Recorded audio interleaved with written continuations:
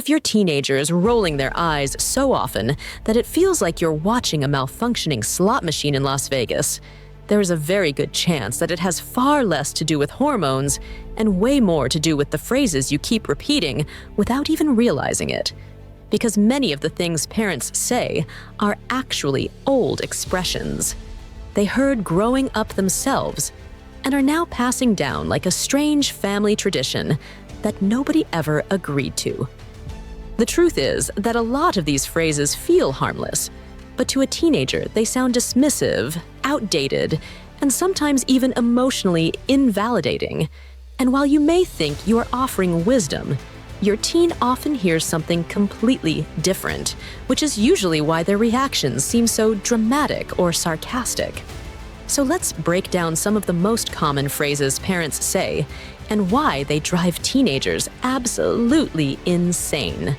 The first one is the legendary phrase, "because I said so," which is basically the parental equivalent of pressing the emergency eject button in the middle of a conversation. Your teen just spent 5 minutes explaining their logic, presenting their argument, and even backing it up with examples, and your response is simply that you have authority, and therefore the discussion is over. What this teaches is not reasoning or responsibility, but the idea that power always wins over logic, which is not exactly the best lesson for future relationships, work environments, or decision-making. When a teenager asks why they cannot borrow the car, and the answer is just, "because I said so," they are not learning boundaries. They are learning that explanations are optional and communication is pointless. Research from MIT has shown that teenagers who are given real explanations for rules tend to develop stronger critical thinking skills, while those who grow up constantly hearing, "because I said so," simply learn how to stop asking questions directly and instead search for answers behind your back, whether that means asking friends, Googling it, or turning your rule into a meme. The second phrase is, "money doesn't grow on trees," which might be one of the most overused and misunderstood lines in parenting history. No teenager actually believes that money grows on trees, and nobody is planning to start a career in leaf harvesting at the National Bank.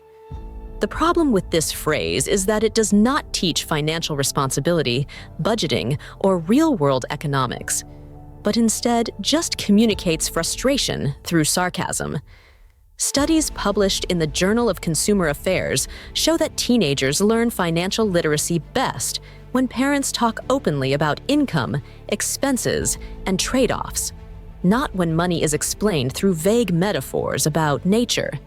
Your teen already knows money is earned, but what they probably do not know is how much rent costs, how expensive groceries are, how much bills add up to every month, or how many hours of work it actually takes to buy the things they want.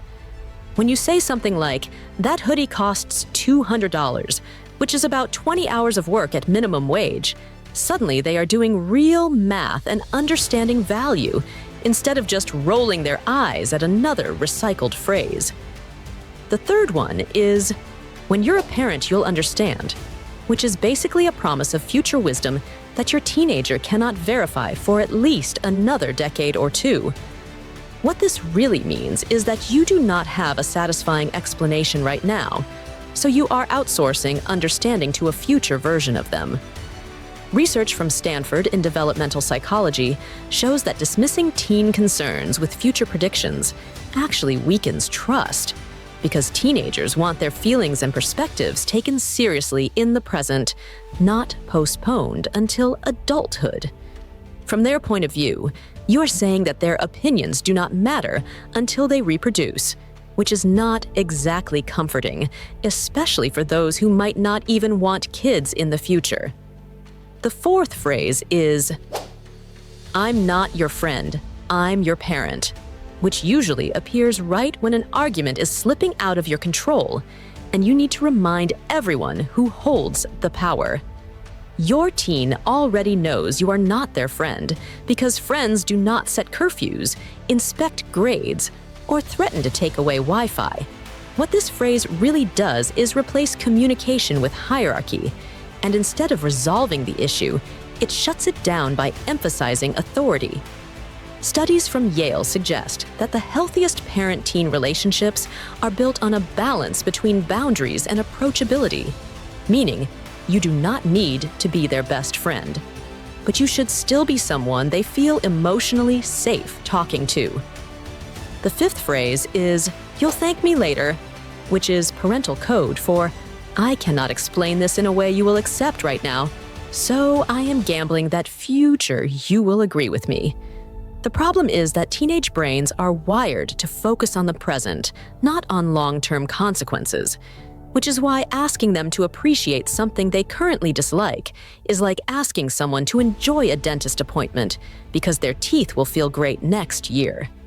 Research from Harvard shows that teenagers struggle with delayed gratification because the parts of the brain responsible for long-term thinking are still developing, which means, "You'll thank me later," feels more like a threat than a lesson. The sixth phrase is, "When I was your age," which usually signals the beginning of a long story about a completely different world that no longer exists.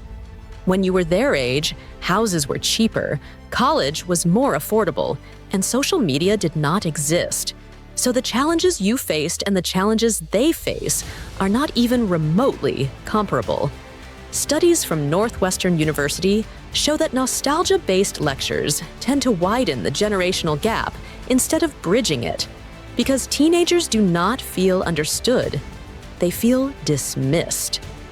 Your teen is not trying to survive the 1980s. They are trying to navigate online pressure, digital identity, academic competition, and constant social comparison. The seventh phrase is that what you're wearing?" which sounds like a question, but is actually a disguised command.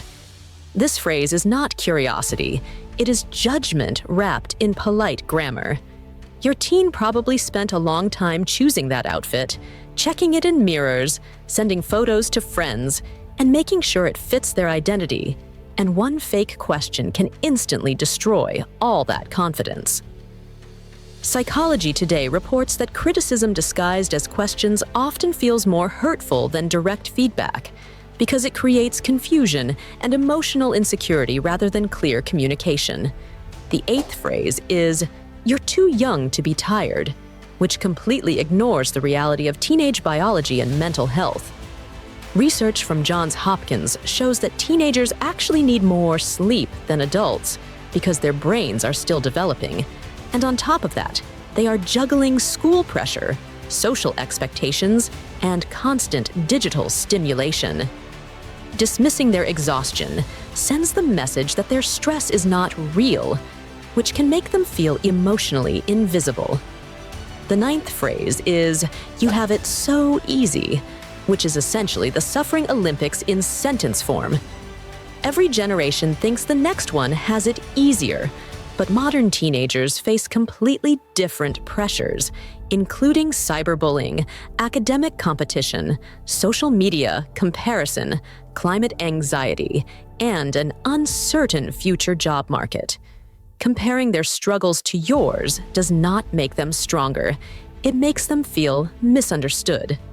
The 10th and final phrase is, "You'll understand when you're older," which is the ultimate conversation killer. It ends discussions without resolution and assumes that wisdom magically appears with age, when in reality most adults are still figuring things out as they go. Teenagers do not need mysterious future understanding.